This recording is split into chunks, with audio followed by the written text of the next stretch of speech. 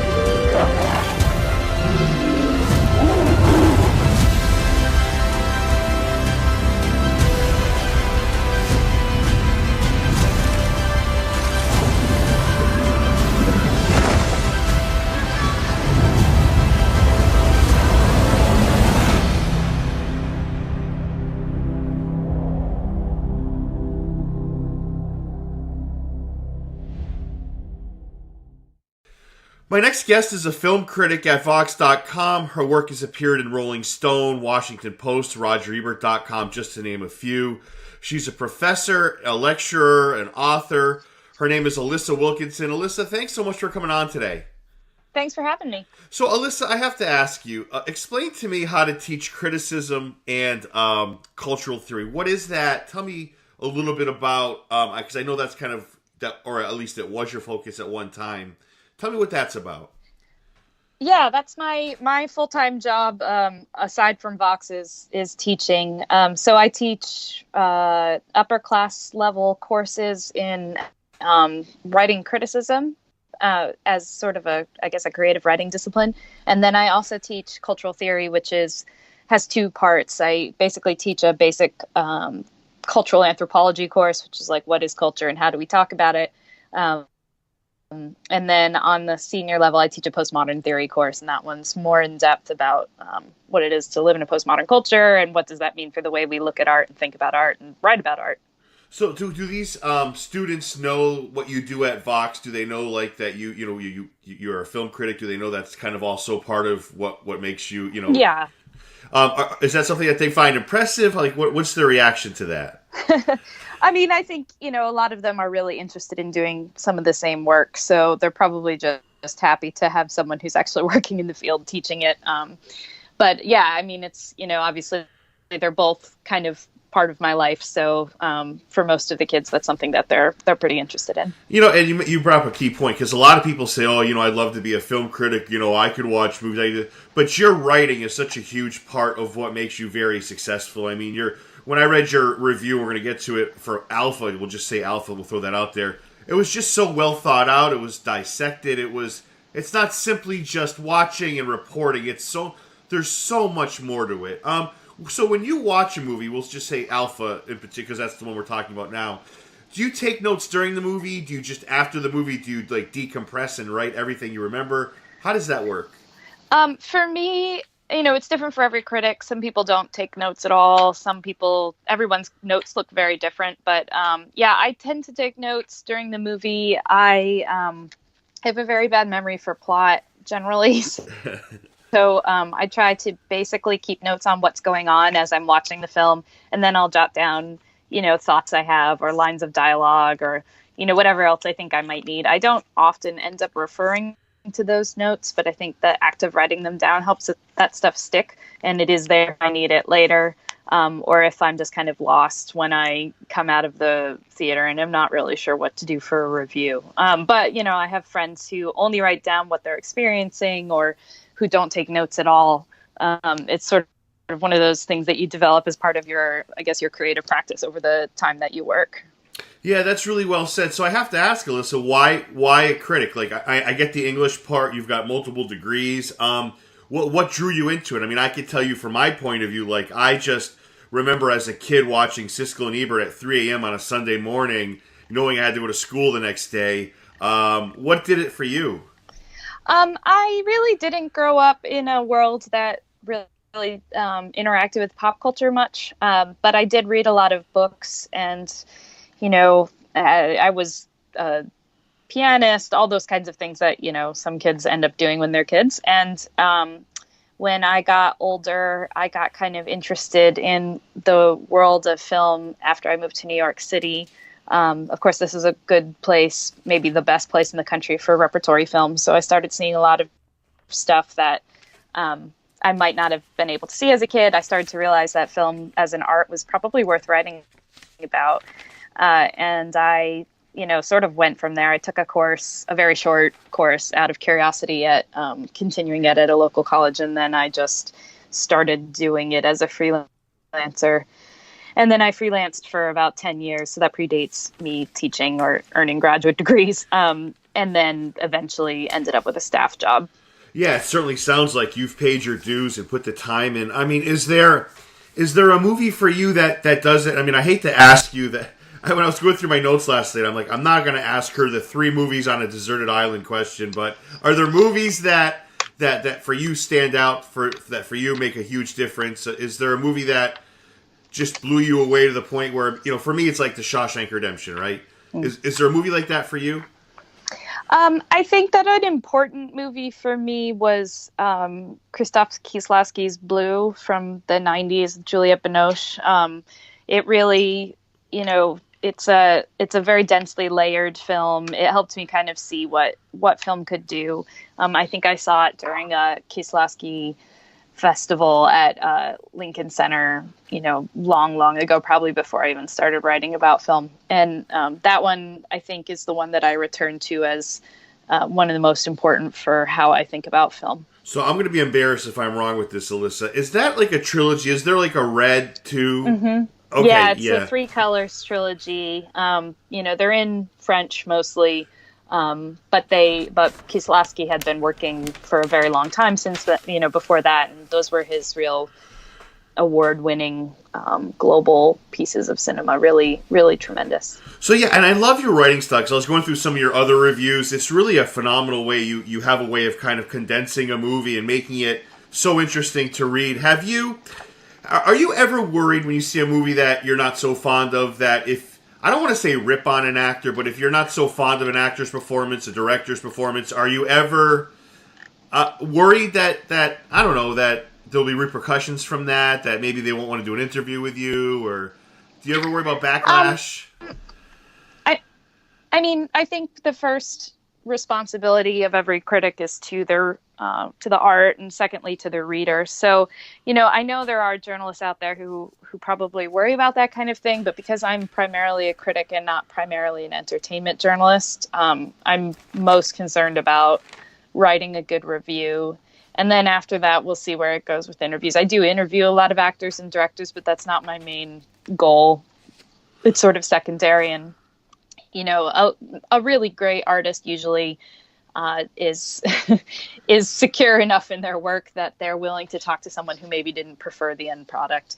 But the entertainment journalist side of the business is very different from the criticism side, I think, in a lot of ways. And even though they meld together a lot, I have to, I think, start with what the art demands and not with access. Right, and I have to say, for a majority of your articles, you don't really. That's not really your style. I mean, you just lay it all out there, and it is what it is. So, I mean, there's a couple other things I wanted to run by you. Are you what my pet peeves? There's two when it comes to the movies. There's one, there's talking in the movies. I don't know if you run into that. And the other one, and I swear, Alyssa, if I hear one more person say this, I'm gonna just pass out. Is that they hate reading subtitles? Like I cannot. Those are the two things that bother me. How do you feel about those two topics? And are there any things that kind of get to you in the movie atmosphere? Yeah, I mean, I mostly see films with other critics. So other critics are generally not inclined to, like, for instance, use their phone during a film, which is incredibly irritating, or to talk so much during films. That's something we all kind of agree on because we're professionals. Right. But yeah, I mean, I think the thing that I often find most frustrating when people talk about movies is when they say they didn't like it because they didn't find, like, the characters likable or they didn't relate to them. And I don't think art is there to, like, flatter us or make us feel better about ourselves. And so often I find that that's, like, a really immature way to think about a work of art, that, I liked it because I related to it. And there are times and places where relating to a work of art is really important. And, a lot of our conversations about representation right now have to do with the fact that some people have been more reflected on screen than others for a very long time. So there's certainly some balancing that needs to be done. But at the end of the day, the fact that we didn't maybe relate to a character doesn't really say anything about the goodness or not goodness of a work of art. All it says is that, I liked what I saw or I didn't like what I saw. So I think it's more important for us to think of films, sort of outside the frame. What are they as objects? Take them on their own kind of terms when we're thinking about them. No, that's really well said. And do you ever find that, is there ever a movie that you've reviewed and then, you gave it, you thought of it one way, then maybe you saw it a second and third time and were like, you know what? If I had to do it over again, I probably would have adjusted my ratings or my review or the way I phrased it.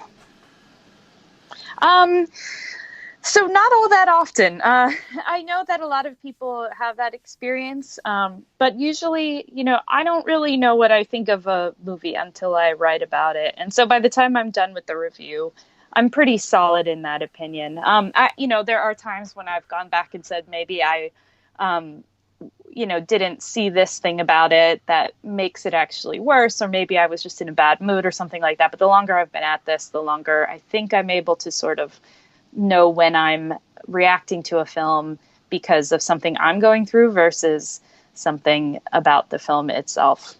Yeah, that's also well said. And there's there's this balance that, my friends and I have, those that are into movies, we always kind of, when we look at reviews, right? Especially on something like Rotten Tomatoes, where you have the critics, it's almost like they pit the critics against the audience, right? So I'll give you an example. So like the movie which is one of my top 3 worst movies I've ever seen. I don't know if you've ever seen it. The Witch, or? Yes. No, I think it's Witch. It came out, maybe it's I don't know. I think it's Witch, but it came out, I want to say a couple years ago. It was like, it's got like a 92% fresh, I think, through critics. And the people were like, I don't know, it wasn't nearly that high or whatever, but how do you read into, like, what should people look at? Like, right, so if I want to go see any movie, do I take what the critics have to say? Do I take what the audience says? Is there a balance? I mean, I know what you do for a living, but, like, how do you recommend people review that? Because people do look at reviews all the time before they go to movies. Yeah, I mean, if what you're looking for in a review is a recommendation about whether you should see it or something like that, then the best thing to do is find a couple of critics whose taste seems to align with your own and read their reviews and just sort of use those as a guide. But I think that most people, I'm finding, actually prefer to read the review after they see the film. So a lot of our traffic comes the weekend after the film premieres because people see a movie for reasons that maybe they like the genre, or they're interested in the story, or it has their favorite star in it, or whatever. And then the review is there to maybe help them sort out how they felt about it. Sometimes I find people will, email me angrily and say, how could you have that opinion? But that's not, I don't think, how most people think about it. They're really just looking for reviews to help them kind of sort through what they just saw and maybe help them form an opinion or moderate their opinion or something like that. And, critics see everything, whereas most audience members just see things that they're interested in. So it changes the way that maybe we watch films, and that accounts for sometimes the disparity between audience opinions and critics' opinions. Yeah, it's an interesting way of looking at it. You were right, Alissa. It is The Witch. Yeah, that you're right. And I just, for me, and I don't dislike many movies. That one for me really. That was one of my favorites that year. But see, there's the beauty of cinema, right? Has there ever been a movie where you walked out on where you said, I just can't do this? I can't do that because of my job. Right. So I'm actually not in a position to ever walk out. There are people who do it at festivals, for instance, but usually they're distributors, or they might have a more open schedule that they can do that on. But it's not part of a possibility for me. Yeah, because I was reading, I think it was earlier in the year, it was Cannes Film Festival. There was a movie where a boy had been killed, and then there was you had people walking out, and I don't know. So I was curious if that is an option that's available to all critics, but it would make sense to not walk out if that indeed is your job, right? Right. Well, it depends on whether you need to review it afterwards. There are on occasion people who have walked out of a film because it's just so vile that they can't, they don't want to sit through it, and they don't see a need to. And I think that's legitimate. I just haven't ended up in that position. So when you're out with friends or loved ones, is there ever a time where you're like, okay, guys, listen, for the next 2 hours, no movie talk. Let's talk about anything else, but, let me just step away from this universe for just a couple hours? Well, I mean, not really. Most of my friends are critics at this point, so that's really what we talk about when we hang out. I think that people think that critics are tired of talking about movies, but the thing is, it's not a glamorous job. It doesn't pay very much money, and it's not it's not maybe as glamorous as people think it is. And so most critics do it because they really like movies, and so that's really what what you might want to talk about. But at the same time, there's a lot of other things that I have going on when I'm out, and so I end up talking about lots of other things too. Yeah, you certainly are somebody that's capable in a lot of things that you do. We read those earlier on. So I have to ask you about Alpha. Overall, you liked it. You were happy with it. I did, yeah, and it was a pleasant surprise. I wasn't so sure what I was going to get when I walked in. So I have to say, and I appreciate you coming on. I'm so psyched to be talking to you about this. I have to say, I saw this trailer about, I want to say, a year ago, and then I was a little worried, Alissa, because they came out with a second one that looked like they were going for the Disney crowd. And I was really worried. I don't know if you're familiar with that. They had one trailer that was one of the best trailers I've ever seen. And then a month ago, they came out one that wanted to kind of, it looked like something that you'd see for a Disney animated movie. I don't know if you... Yeah, I've seen a couple of the trailers. I mean, I think, they were just trying... So the important thing about trailers is that you should never think that they have any actual relationship to the movie you're going to see.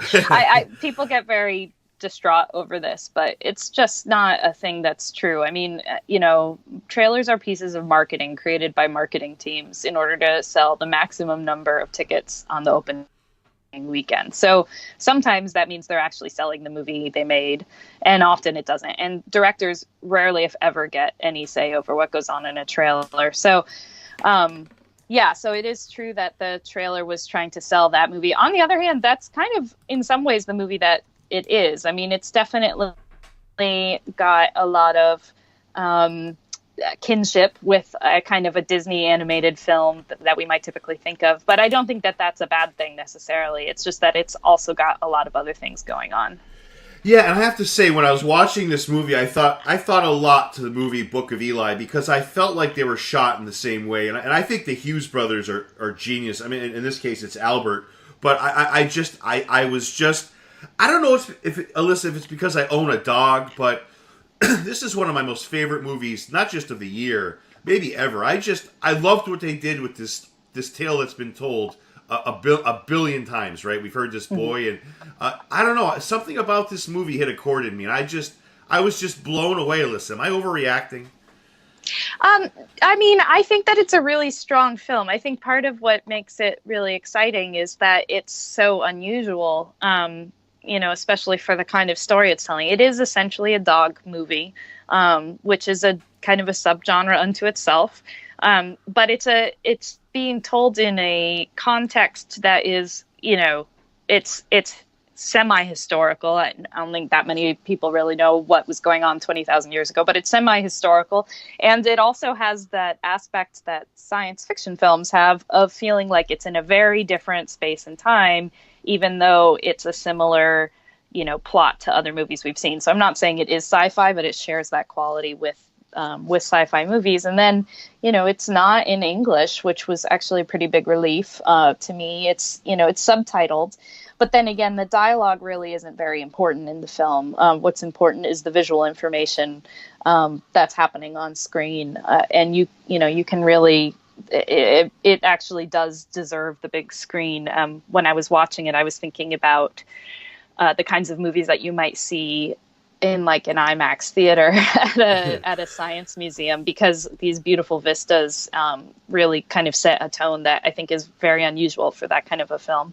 Yeah, and it had such a wonderful, like, the way it was shot, like we were talking about. And there's one scene in particular where Kata is under the ice, and you see the dog kind of do an arcing, jumping. I just thought that was just so uniquely shot, and I thought you're right. I think the movie is a lot like, there's other directors that do this where it's because the Hughes brothers have their own way of shooting a movie. You can tell it's shot by the Hughes brothers, and they take a lot of pride in what they presented on the screen.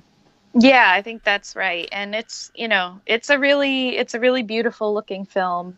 And it also, I think, has sort of the action sequences that people might look for or enjoy in a film like this. It's also kind of got, it's got some realistic feeling peril and danger and even violence in places that you might not typically get in a dog movie. But they all kind of enhance the film instead of making it feel gimmicky in any way. Yeah, and I completely agree. And one of the trailers I was a little worried about was they showed, this is a little bit of a spoiler, but they showed puppies, and I was like, uh-oh. Like, sometimes I think trailers release a little bit too much. You know, are you of that thought too, Alissa, that maybe they go a little bit too far sometimes? I mean, it's hard to generalize too much about trailers just because they are cut by different marketing teams at different studios and stuff. But I generally don't watch them myself if I can help it, because they set expectations or give away information that maybe just isn't necessary. But, I like to go in without having any idea what I'm about to see. Do you, Alissa, I'm saying this half-heartedly, do you think people are going to be outraged when they figure out that Alpha's his real name is Chuck and he's a male? Do you think they're going to go nuts or what? I mean, it'll depend on how invested they are. When you see a movie like this, I don't know, the people at the end just love this story. Do you think this is a movie that plays to the crowd, or do you think this is just the way Albert Hughes wanted to tell the story? I think it's a little of both. For a lot of the film, I thought, gee, I wonder where this is going and if anyone's going to like it. And then at the end, I feel like it becomes solidly a crowd pleaser. Definitely for the last 20 minutes or so, that's what it's doing. And it pretty much worked. The cinema score on this film was a B+ from opening weekend, which gives you a good indication that a lot of people liked it, but not everyone did, which is about what I would expect from having watched this movie. Yeah, and that's what I wanted to ask you, because you're like I mentioned your review 3 or 4 times. It's so good. So I guess the one thing I had a question for you is, you said was the last 20 minutes is predictable. Did you see that coming? That Chuck was indeed, she was going to have a litter. Did you see that coming?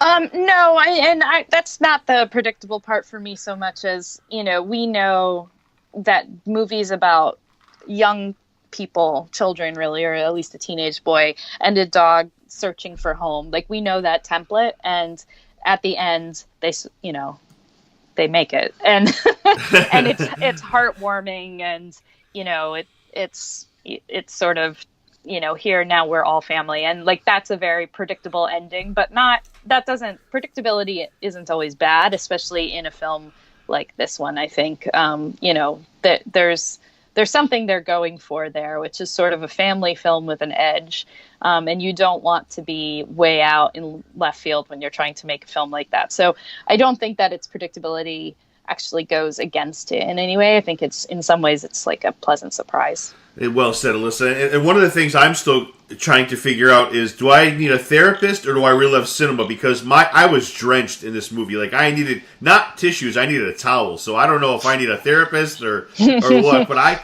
I was like, and I'm pretty critical, and I love all types of movies. I fell asleep during Mission Impossible. I fell asleep during Avengers: Infinity War. But I don't know. It doesn't happen much. But this movie, it struck a chord. I just loved everything about it, from the music to it had everything going for it. And I hope people don't knock it because of the subtitles. I really worry about that.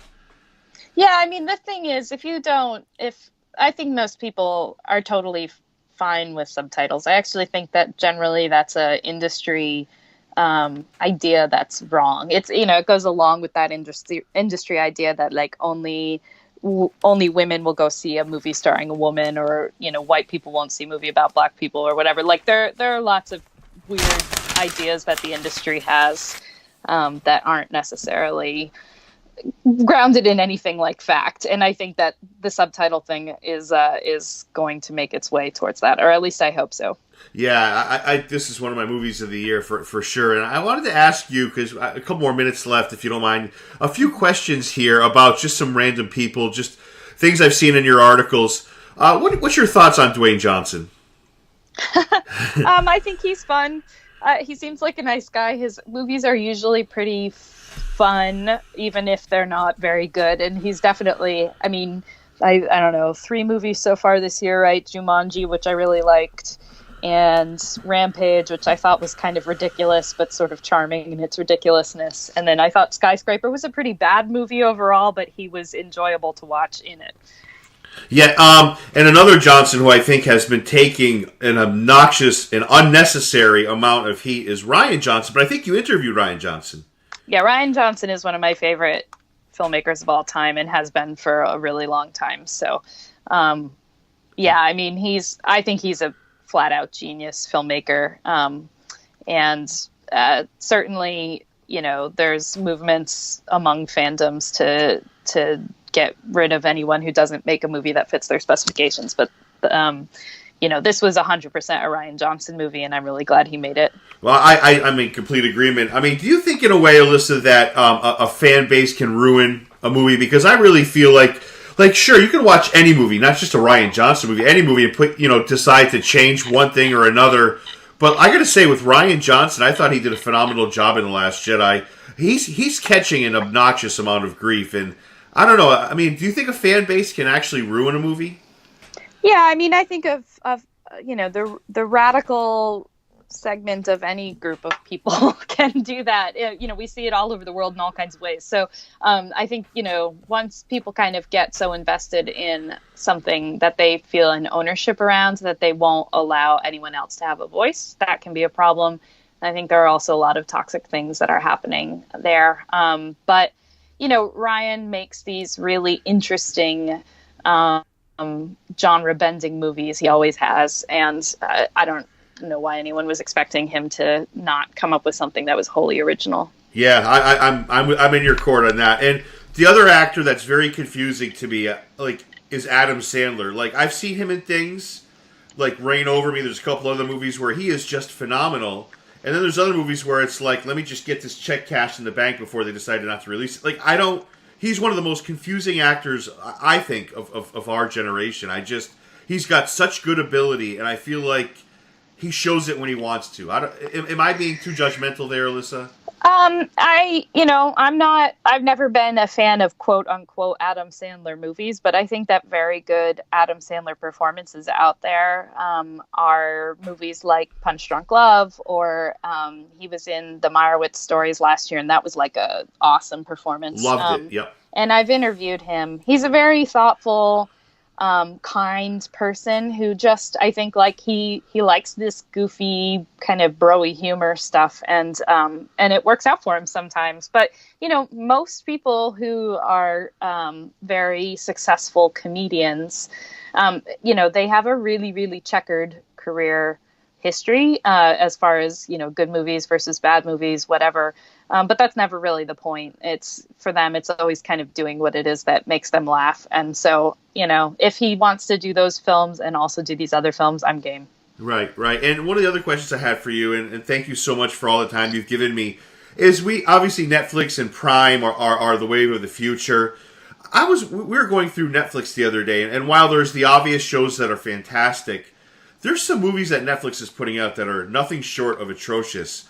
Are they sacrificing quality for quantity in a lot of ways? Because some of the movies they put up there are, not that IMDb is the tell-all of what a movie should be, but a lot of 4 and 5 star, and rightfully so, a lot of 4 and 5 star reviewed movies. 4 and 5 out of 10 reviewed movies. I don't know. I feel like Netflix's quality on some of their stuff has dropped a little bit. Am I alone in that? No, and I think, if you read around people's writing on this, there's some consensus that really, Netflix does a couple things. They distribute some movies that other people have made. They stream movies that were made a long time ago, and then they produce and distribute some of their own work. And Netflix has, for a very long time, been trying everything they could to keep people interested and subscribe to their service. And that means that they've been trying to figure out with their original films, what are people going to watch? And they've had Oscar-worthy films like Mudbound, and then they've had films like Bright that are just like catastrophically bad, and lots of films that people just simply haven't even seen. But the Netflix principle is, your bar is very, very, very low for watching a Netflix movie. You don't have to leave your house. You have already paid for it. You don't even really have to put on pants if you don't want to. And so that means you'll watch pretty much anything if it's on Netflix. And so they've been trying to figure out what kinds of films do best in that context. And they've had some wins over the past year, and they have a bunch of really great films coming out this fall. They have Alfonso Cuarón's film. There's a whole bunch of films that were at Sundance that they acquired that will be coming out. So I think Netflix, gets a bad rap deservedly for especially some of their kind of thuggish business tactics, but they are figuring out what people will stream, and nobody really knows right now. It's kind of anyone's guess. Yeah, and let me ask you, I was looking at your best of 2018 list. You had Quiet Place at 13. I thought that was a little bit high. I knew you loved the movie from reading your review. Is that in your top 5, or would you still put it on the outside? Of the year? Of 2018. The good part of the year hasn't really started yet. I think I wrote that list at the end of June. So by then, it was still really good. I think, it's probably been bumped off the list since then by movies like Eighth Grade, and things like that are really high quality. But your first half of the year is always, almost always not as good as the second half of the year. So that's to be expected. Before I let you go, Alissa, is there anything that you're looking forward to that's around the corner? You said the best part, and you're right, is the fall and so forth, and in the winter. What's ahead that you're really looking forward to?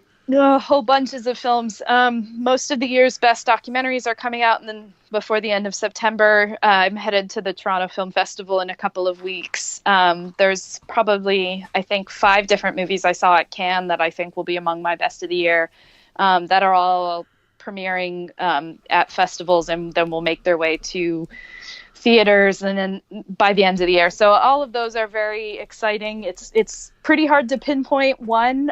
So I'll pinpoint the least commercial one, which is that Frederick Wiseman, who's one of my favorite documentarians, has a new film coming out that is about farming country in Iowa, which maybe doesn't sound super exciting unless you're really into Wiseman, and then it's very thrilling. So I am very much looking forward to that. And I have to ask you, have you seen The Black Klansman? I have, yep. I am very much in the minority, but I didn't like it at all. But I reviewed it out of Cannes. I got you, because I did have Ron Stallworth on the show. I had to toot my own horn on that. So it said it got a standing ovation, but when you say you reviewed it at Cannes, does that mean does that slight some critics? Does that push them in a certain direction, do you think? Or well, most of the critics at Cannes are Europeans, so it shifts things a little bit. No, I'm just I just didn't. I mean, I find it to be not as great as everyone else did. I got you. Yeah. Alissa, thank you so much for coming on. Do you want to just promote your social media, your website, anything you wanted to get out there? Sure. You can find all my work on Vox.com, VOX, and I'm on Twitter a lot. My handle there is Alissa Marie. Her name is Alissa Wilkinson. Alissa, thanks so much for coming on today. Yeah, thanks for having me.